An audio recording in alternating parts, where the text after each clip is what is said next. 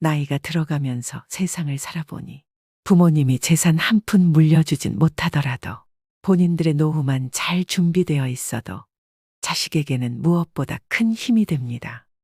자식들은 내 앞가림만 잘하면 된다는 생각에 마음 한구석에 안심이 됩니다. 행복한 노후는 자식으로부터 독립함으로 시작한다고 합니다. 부모가 자식을 키웠으니 자식도 부모를 부양해야 한다는 인식은 시대착오적인 생각입니다. 내가 너 키우느라 들인 돈이 얼마인데 내 노후를 방치해 라는 생각으로 자식에게 바란다면 부모나 자식 모두 불행해집니다. 늙을수록 자식에 연연하지 말아야 합니다. 성장하여 가정을 이룬 자식에게 관심을 갖는 것은 사랑이 아니라 의지심의 표현일 뿐입니다. 자식에게 희생하며 애지중지 길렀더라도 부모의 노후는 스스로 준비해야 합니다. 옛부터 내리사랑은 있어도 치사랑은 없다는 말이 있습니다. 부모가 자식을 사랑하는 것은 자연스러운 일이지만 자식이 부모를 위해 희생하기는 좀처럼 어렵다는 것을 의미하는데요. 노후 준비가 덜 된 부모가 병원비, 생활비의 도움을 받고 싶은 마음은 이해합니다. 자식으로서 기본적인 도리로 도움을 준다면 좋지만 자식이 부모 세대보다 더 살기 힘든 게 요즘 시대라서 도움을 못 받아도 서운하다 생각하지 않아야 합니다. 형제 간 갈등은 부모로부터 시작한다고 합니다. 부모가 자식으로부터 독립하지 못하면 자식들 사이에도 누가 부모를 어떻게 모시냐 등 갈등의 씨를 남겨주는 꼴이 되고 맙니다. 부모에게는 열 자식도 짐이 아니지만 자식들에게는 부모가 짐이 된다는 현실을 받아들이셔야 합니다. 요즘은 부모가 자식을 모시고 사는 시대라고 합니다. 자녀 결혼자금, 집 마련, 사업자금까지 대주고 손주 키워주기까지 무한 희생하고 나서 노후에 자식 며느리 눈치 보며 사는 삶은 부모로서 절대로 선택해서는 안 되는 길임을 명심하셔야 됩니다. 부모가 쉽게 퍼준 사랑은 자식들은 당연한 걸로 여기고 고마워하지 않습니다. 자식에게 퍼주지도 말고 부담 주지도 말고 100세까지 내 돈으로 내가 사는 게 현명한 길입니다. 노후에 자식이 있어야 된다는 소리는 하지 마시고 내 몸은 내가 건사해야 됩니다. 자식이 나를 위해 무엇을 해줄 수 있는지 기대하는 대신 내 노후를 위해 무엇을 해야 할 것인가에 초점을 맞추셔야 됩니다. 그래서 오늘은 자식에게 짐이 되지 않기 위해 준비하셔야 되는 3가지 방법에 대해 말씀드리려고 합니다. 여러분들의 노후에 대해 깊이 생각해보는 시간이 되셨으면 좋겠습니다. 바로 시작하겠습니다. 첫 번째는 신체적 독립입니다. 나이 들어서 요양원에 가지 않고 자식에게 의존하지 않으려면 육체적으로 독립할 수 있어야 됩니다. 사람은 누구나 나이가 들어감에 따라 신체적인 어려움에 마주하게 되는데요. 노후에는 건강을 잘 지키기만 해도 흑자 인생을 보낼 수 있습니다. 건강이 곧 돈이기 때문입니다. 자녀에게 부모 부양으로 경제적인 부담을 주지 않는 가장 손쉬운 방법이 바로 건강관리입니다. 나이가 들면 돋보기, 보청기, 틀니, 지팡이, 약봉지가 일상이 됩니다. 아프면 서럽다지만 더 큰 문제는 질병으로 인해 따라오는 삶의 질 저하인데요. 타인의 도움이 필요해지는 상황이 닥치면 더욱 실감하게 됩니다. 특히 간병비는 건강보험이 적용되지 않아서 사비로 충당해야 되는데 다들 아시겠지만 그 수준이 300만 원 선이라고 합니다. 갑자기 아프기라도 하면 얼마나 오래 아플지, 간병비는 언제까지 나갈지, 이런 모든 일정이 불확실합니다. 일부에서는 병원 신세를 지는 노인들이 의료와 요양에 노후 자금을 쏟아부으면서 간병 파산에 시달리고 있다고 합니다. 50대, 60대부터 얼마나 건강관리를 잘했느냐에 따라 노후의 삶은 지옥이 될 수도 천국이 될 수도 있습니다. 이처럼 100세 시대가 도래하면서 건강한 노년을 맞는 것이 최고의 행복이라고 여겨지는데요. 우선 건강 수명을 늘리려면 기본적인 체력을 유지하는 것이 매우 중요합니다. 이를 위해서는 근력 운동을 필수로 하셔야 됩니다. 이 기초 체력을 일찍이 다져놓지 못하면 나이가 들어감에 따라 걷고 싶어도 걸을 수 없는 때가 올 수도 있습니다. 누우면 죽고 서면 산다는 말이 있습니다. 일어나서 살아야 합니다. 나이가 들면서 근력을 잃는 순간 급격히 노화가 됩니다. 하체가 조금씩 가늘어지면서 다리에 힘이 풀리고 걷는 것이 힘들어지는 것이죠. 또 관절염이나 골다공증으로 인한 통증으로 걷기가 불편하여 앉아만 계시고 걷는 것을 소홀히 하게 되면 그때부터 기초 체력이 급속히 붕괴되는 것입니다. 무릎, 등이나 어깨도 구부러진 상태로 굳어서 완전히 피지 못하게 되는데요. 이 모든 것은 근력이 약해져서 근육이 우리 몸을 지탱해주지 못해서입니다. 증상이 심해지면 팔과 다리에 힘이 빠져 일상생활을 정상적으로 할 수 없게 됩니다. 노후에 자식이나 다른 사람에게 의존하지 않고 독립적인 노후를 보내려면 근력을 유지하는 것이 그 무엇보다도 중요합니다. 그렇다면 무병장수의 열쇠는 무엇일까요? 운동은 젊음과 장수를 보장한다고 이야기하죠. 의자에 앉았다 일어났다를 반복하거나 덤벨을 들고 발 뒤꿈치를 올렸다 내리거나 다리를 어깨 너비로 벌리고 서서 스쿼트 동작 또는 누워서 윗몸 일으키기 등을 지금 당장 실천해 보셔야 합니다. 운동에 대한 부담감이 있거나 운동을 하기에 신체 능력이 많이 저하되셨다면 가볍게 걷기 운동부터 하시는 걸 추천드립니다. 마지막으로 중요하게 말씀드릴 부분은 균형을 잡는 운동인데요. 어르신들 중에 낙상 사고가 흔히 일어납니다. 낙상은 특히나 요즘같이 추운 겨울철에 더 발생률이 높아집니다. 젊은 사람들에 비해 노인이 낙상했을 경우 사망률은 10배, 입원율은 8배나 높다고 합니다. 낙상으로 인한 부상은 거기서 그치는 것이 아니라 정신적 건강 문제로도 이어질 수 있기 때문에 예방 및 관리가 필요합니다. 많은 전문가들이 낙상 사고를 막기 위해서 균형감을 키울 수 있는 운동의 중요성을 강조하고 있습니다. 가장 간단하고 확실한 운동 중 하나는 한 발로 서기입니다. 눈을 감고 한 발로 서서 30초간 유지하는 방법으로 매일 10회씩 반복하고 익숙해지면 시간을 점차 늘려가시면 좋습니다. 집에서 틈틈이 균형 잡기 운동을 실천하셔야 합니다. 다시 한번 강조드립니다. 노후의 가장 중요한 1순위는 신체적 기능을 최대한 유지하는 것에 집중하셔야 됩니다. 두 번째는 경제적 독립입니다. 노후 행복은 돈이 결정한다고 할 만큼 나이 들수록 돈이 필요해지는데요. 길어진 노후를 대비해서 젊은 시절부터 경제적 자립을 위한 준비를 하셔야 됩니다. 노후의 자식에게 짐이 되지 않으려면 경제적으로 여유가 있어야 합니다. 자식을 키우다 보면 돈이 들어가는 일이 상당히 많은 것이 사실인데요. 노후 준비 안 된 부모들이 많은 것도 어찌 보면 당연한 일이지만 결과적으로는 가난한 부모는 자식들에게 짐이 될 수밖에 없는 게 현실입니다. 일은 넘으면 힘 빠져서 돈 쓸 일도 별로 없을 텐데요. 주변의 노후 준비를 소홀히 하는 사람들은 이렇게 변명하기도 합니다.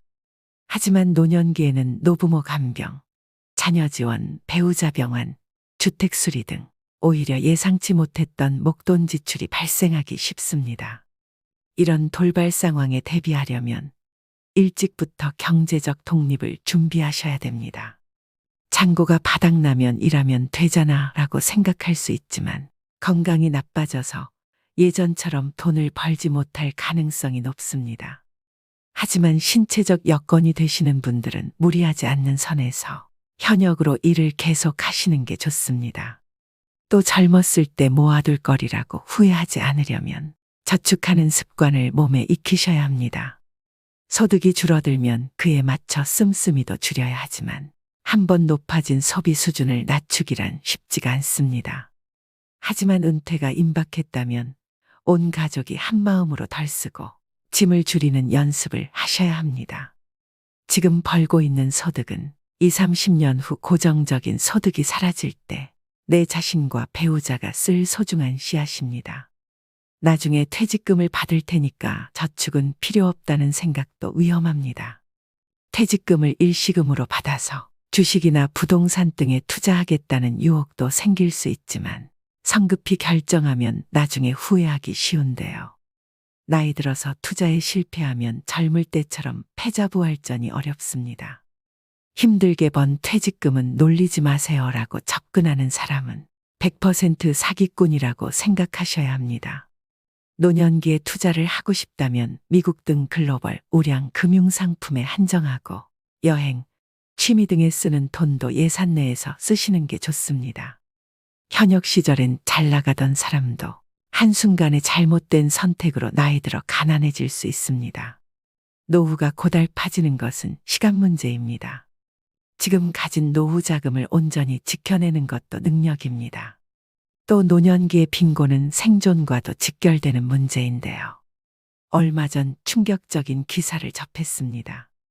자기의 질병을 자녀들에게 알리지 않거나 의료비와 간병의 부담을 자녀에게 주지 않으려고 극단적인 선택을 하는 어르신들이 늘어나고 있다고 합니다.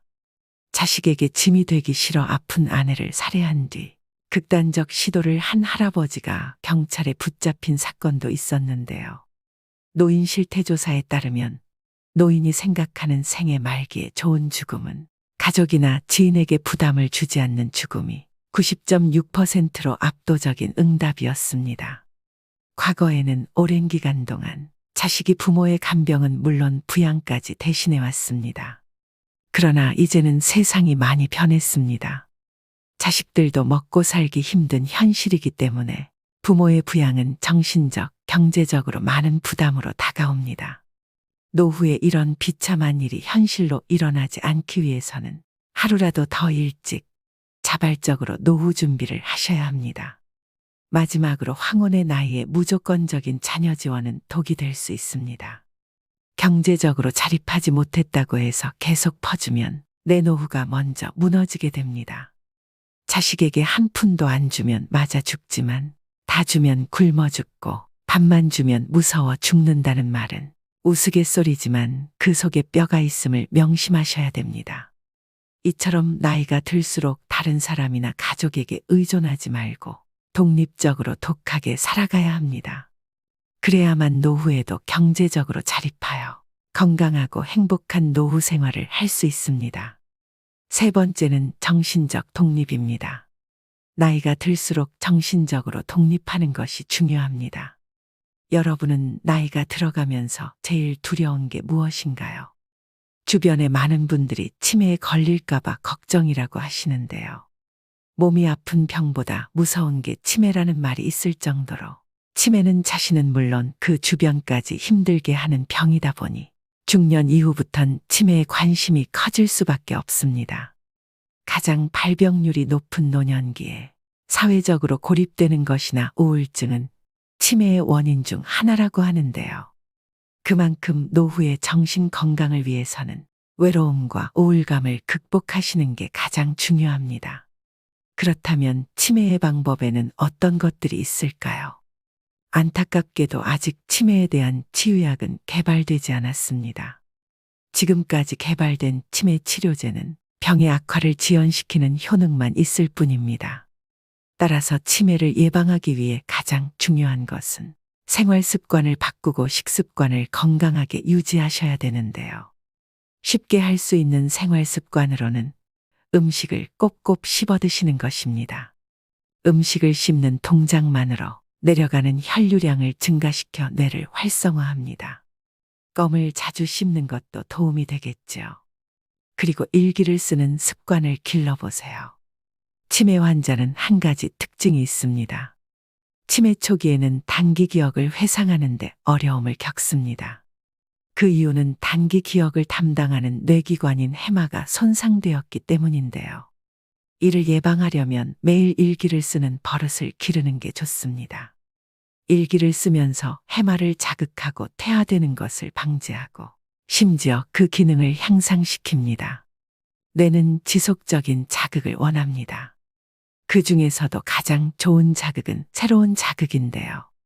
내가 평소 하고 싶은 일들을 실천하면서 생활에 활력을 주셔야 됩니다.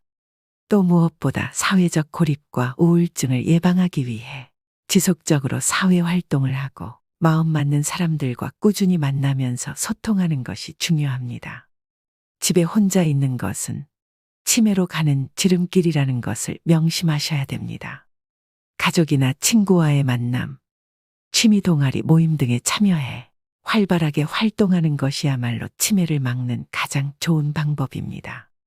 일반적으로 우울증은 치매를 촉진할 수 있기 때문에 우울증 초기 증상을 보이신다면 가능한 한 빨리 치료하시는 게 중요합니다. 또한 음식은 통곡물, 녹황색 야채와 견과류를 통한 적절한 단백질 섭취를 하셔야 됩니다. 특히 올리브유는 뇌세포의 구성물질로 알려져 있는 리놀렌산이 풍부하게 함유되어 있습니다.